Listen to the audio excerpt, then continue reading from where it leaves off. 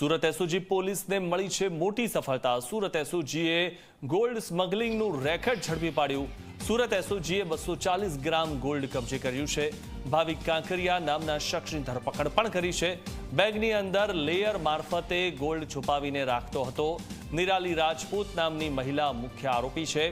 નિરાલી રાજપૂત દુબઈમાં રહીને ઓપરેટ કરે છે આખું નેટવર્ક। ત્યારે દુબઈથી અકરમ ગોલ્ડ લઈને આવ્યો હતો અને ભાવિકે અમદાવાદ એરપોર્ટ પરથી ડિલિવરી લીધી હતી। ભાવિક અમિત નામના આરોપીને ગોલ્ડ આપવાનો હતો।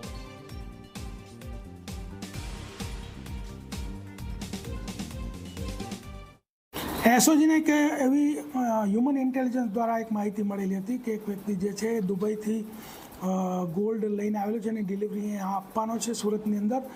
તો રેલવે સ્ટેશનથી એસઓજીની ટીમે ભાવિન કાતરિયા નામના વ્યક્તિને 240 ગ્રામ ગોલ્ડ સાથે પકડી લીધો, જેનો મુદ્દામાલ ટોટલ જે છે 27 લાખનો થાય છે।